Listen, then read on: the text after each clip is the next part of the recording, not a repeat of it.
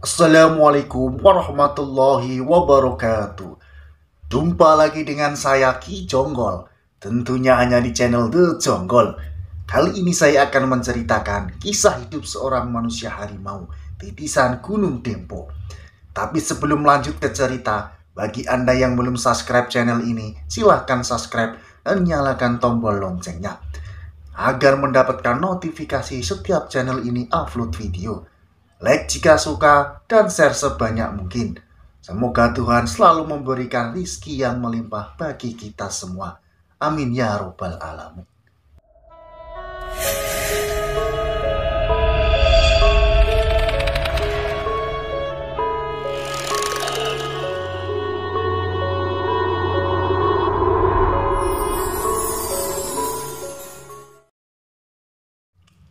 Manusia harimau titisan Gunung Dempo. Siapa yang tidak tahu Gunung Dempo? Dengan segala keindahannya dan legendanya, termasuk legenda manusia harimau yang sudah tersohor di Nusantara. Gunung Dempo banyak melahirkan pesilat-pesilat handal yang dijuluki manusia harimau. Salah satunya adalah Joko, pemuda kelahiran Jawa Timur, tepatnya di kota Malang. Ayah Joko adalah orang asli Malang, namun ibunya adalah orang Sumatera. Dikisahkan pada tahun 1970, Joko anak satu-satunya Pak Wagino dan Ibu Puspa. Pak Wagino adalah juragan apel di desanya. Dia memiliki kebun apel yang cukup luas di desanya. Keluarga Joko sangat bahagia hingga tragedi menimpa keluarga Joko. Suatu ketika di malam Kamis, tiba-tiba ibu Joko mendadak sakit. Perutnya membesar. Joko dan ayahnya kebingungan dengan kejadian malam itu. Iya, karena kejadian itu begitu tiba-tiba. Ibu Puspa kesakitan, perutnya semakin membesar. Lalu Ibu Puspa memanggil Joko. Joko pun mendekat. Ibu Joko berpesan pada Joko untuk pergi ke Sumatera untuk menemui atuk tunggal di lereng Gunung Dempo. Dan setelah itu, Ibu Joko pun meninggal dunia. Betapa sedihnya Joko dan Pak Wagino. Mereka sangat kehilangan orang yang dicintainya. Selang beberapa hari, Joko pun pamit pada bapaknya untuk menjalankan amanat dari ibunya untuk menemui atuk tunggal di lereng Gunung Dempo. Joko pun mulai berangkat ke Sumatera. Setelah sampai di Sumatera, Joko pun melanjutkan perjalanannya ke Gunung Dempo. Setelah sampai di lereng Gunung Dempo, Joko pun kebingungan di manakah rumah atuk tunggal. Tiba-tiba ada seorang kakek bertanya pada Joko. "Mau kemana, nak?" tanya kakek itu. "Mau ke rumah atuk tunggal, kek. Apa kakek tahu?" sahut Joko. "Oh, atuk tunggal. Kamu jalan terus ke sana. Nanti ada rumah panggung, itu rumahnya," kata kakek itu lagi. "Oh, terima kasih, kek," sambil melihat jalan ke arah rumah atuk tunggal. Namun saat Joko membalikkan pandangannya ke kakek tersebut, tiba-tiba kakek itu sudah tidak ada. Joko pun terkejut. Joko pun melanjutkan perjalanannya ke rumah atuk tunggal. Setelah sampai di depan rumah atuk tunggal, Joko pun mengucap salam. Dan dari dalam terdengar yang menjawab salam Joko. Namun suara itu tidak samar di telinga Joko. Ternyata benar. Setelah atuk membuka pintu, Joko pun terkejut. Ternyata atuk tunggal adalah kakek yang ditemui Joko di jalan tadi. "Tidak usah kaget, nak. Mari masuk," kata atuk tunggal. Joko pun masuk dan duduk. Tiba-tiba atuk berbicara ke Joko. "Kamu kesini disuruh almarhum ibumu, kan?" kata atuk tunggal. "Duh, atuk kok tahu sih? Saya kan belum ngomong," sahut Joko. "Ibumu mati karena disantet. Yang nyuruh adalah orang terdekat bapakmu sendiri.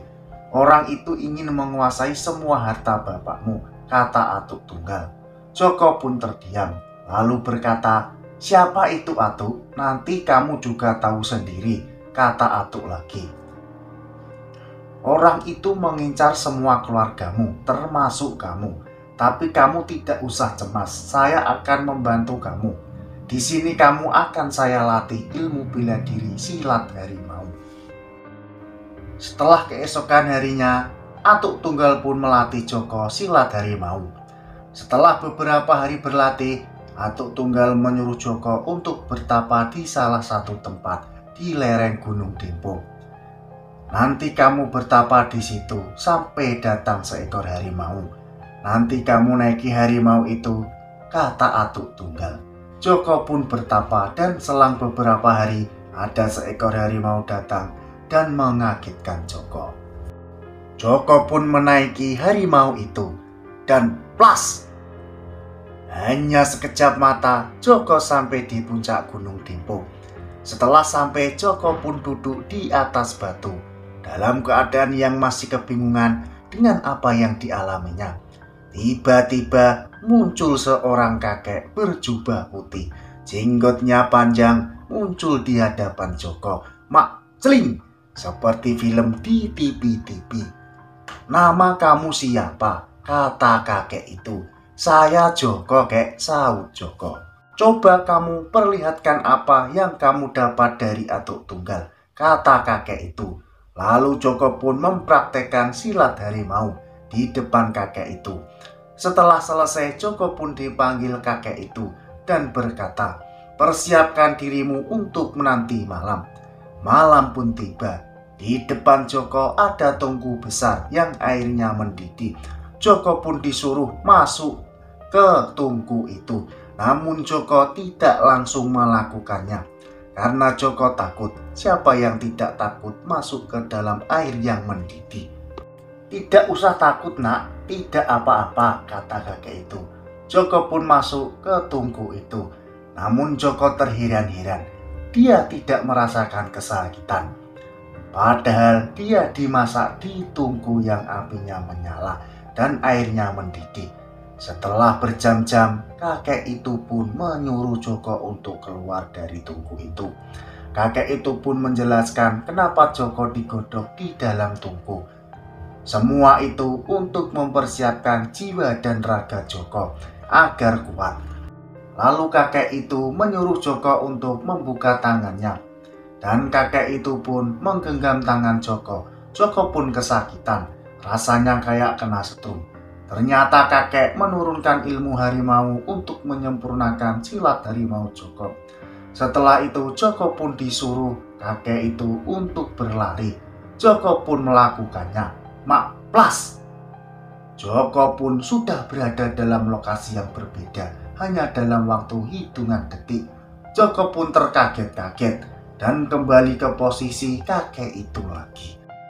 Setelah itu kakek berkata pada Joko, nak, ilmumu sudah sempurna. Saatnya kamu kembali ke tempat Atuk Tunggal lagi. Masih banyak kemampuan yang luar biasa yang akan kamu kuasai nanti. Ingat nak, jangan sombong, karena di atas langit masih ada langit. Pergunakan ilmumu untuk menumpas kejahatan. Ini kayu panjang umur, simpan, nanti kamu akan membutuhkannya, kata kakek itu. Joko pun menuruni Gunung Dempo dengan mengendarai harimau. Seperti biasa, mak plas! Dalam sekejap, Joko pun sudah berada di rumah Atuk Tunggal. Di rumah Atuk Tunggal, Joko pun diberi nasihat dan ilmu tambahan. Setelah itu Joko pun pulang ke rumah. Kali ini tidak menaiki harimau, tapi Joko naik kapal. Hihihi, maklum, harimau kan mabuk laut. Hihihi. Setelah sampai di rumah, ternyata ayah Joko sedang sakit keras. Joko pun dipanggil ayahnya dan Joko diberi sebuah keris oleh bapaknya. Setelah itu ayahnya pun meninggal. Joko pun bersedih karena Joko merasa tidak bisa menolong bapak dan ibunya. Setelah 7 hari kematian ayahnya, tiba-tiba di atas rumah Joko meledak. Joko pun terkejut. Joko bingung. Memang Joko sekarang sudah sakti, tapi dia belum berpengalaman dalam dunia mistis. Tiba-tiba Joko pun mendengar ada bisikan di telinganya. Tidak salah lagi, itu suara Atuk Tunggal. Joko, jangan takut, duduk dan bersilalah. lalu baca amalan-amalan yang sudah saya beri. Joko pun melakukannya. Setelah kurang lebih setengah jam, tiba-tiba di depan Joko, biar ada sinar terang dan lama-lama seperti melihat televisi. Joko melihat seseorang dukun yang sedang melakukan ritual. Lalu Joko membuka matanya dan membaca mantra. Plas! Dalam sekejap mata, Joko pun sudah ada di depan rumah dukun tersebut. Lalu Joko pun memanggil dukun itu. Keluarlah dukun itu. Lalu mereka pun bertempur dan adu kesaktian.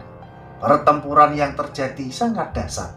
Dukun itu bisa mengeluarkan api dari mulutnya yang membuat tempat di sekitarnya terbakar. Joko pun mengeluarkan kesaktiannya.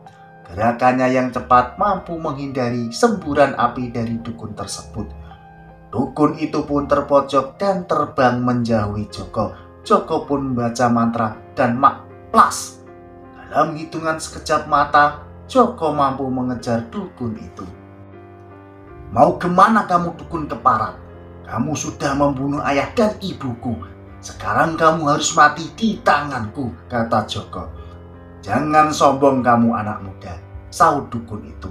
Lalu dukun itu mengeluarkan ajian pamungkasnya, yaitu santet banaspati. Dukun itu pun bersila sambil membaca mantra. Tiba-tiba angin berhembus sangat kencang dan langit pun menjadi gelap. Bintang-bintang tertutup oleh awan gelap. Dari mulut dukun itu keluar bola api kecil yang terus membesar. Joko pun bersila dan membaca mantra. Tiba-tiba Joko pun berubah menjadi setengah harimau yang mengaum-ngaum dengan keras dan mengeluarkan ilmunya. Dari kedua tangannya keluar cahaya biru yang sangat terang. Tiba-tiba dukun itu melemparkan bola api itu pada Joko. Joko dan dukun itu pun adu kekuatan. Tiba-tiba, dar! Suara ledakan yang sangat keras pun terdengar. Dan ternyata dukun itu terkapar dan muntah darah. Dalam keadaan sekarat, Joko pun bertanya pada dukun itu, siapa yang telah menyuruhnya? Tiba-tiba, ada jarum yang menusuk leher dukun itu dan dukun itu pun meninggal. Joko yakin itu ulah orang yang sudah menyuruh dukun itu. Bersambung di episode selanjutnya. Wassalamualaikum warahmatullahi wabarakatuh.